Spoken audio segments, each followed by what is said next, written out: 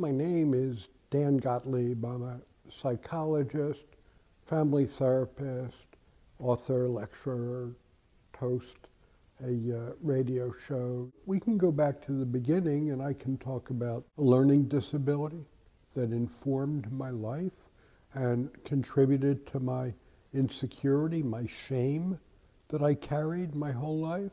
We can talk about my sexual abuse by my 7th grade teacher.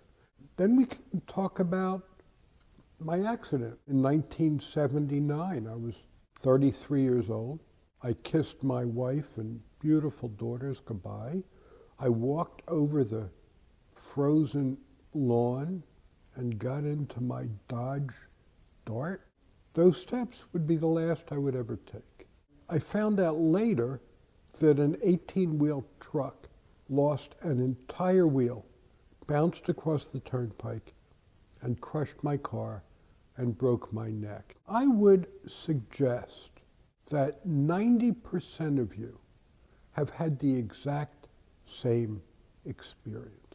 Life changes just when you don't expect it. And now what? You're in free fall. I was in free fall. Everybody talked to me different, looked at me differently, and I felt disconnected from everyone. I carried such great shame about my dependency, about my brokenness. I was convinced if anybody knew me inside, they couldn't love me. They wouldn't love me. When I was in ICU, a nurse came up to me and said, "May I speak with you?" Now, up until that moment, all I could think about was everything I lost and everything that was broken, and all I wanted to do was close my eyes and never wake up again. So she spoke to me about some great loss in her life. And in that moment, she didn't care about my brokenness. And for the first time, neither did I. We both cared about her broken heart. At the end, I sent her to a therapist. And I closed my eyes and I said to myself, I can live with this. I discovered my value when she asked something of me. Fast forward a couple of years, I was invited to do this radio show. And then about 6 months into the show, we did a show on learning disability.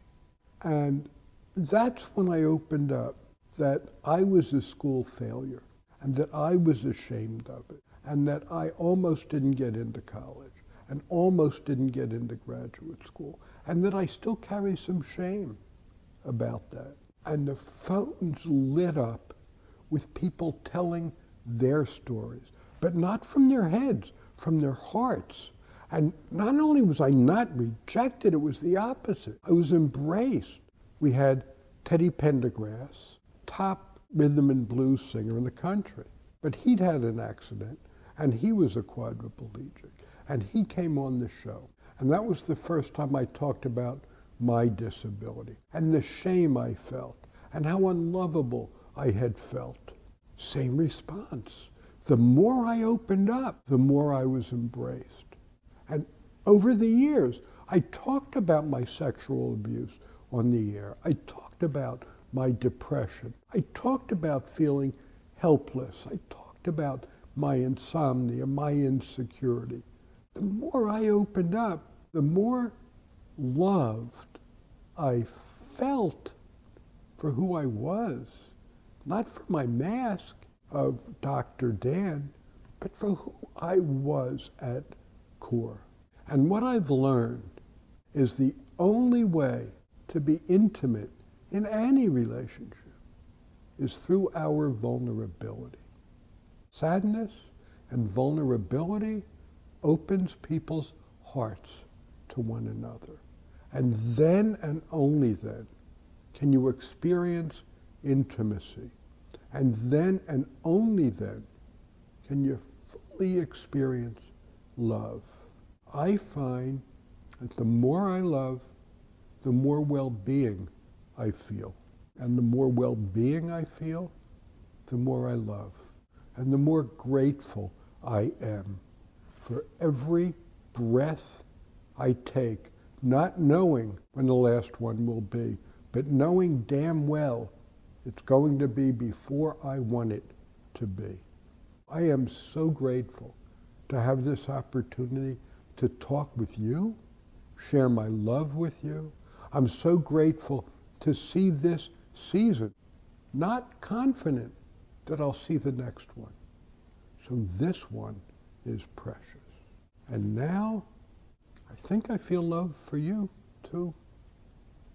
Thank you.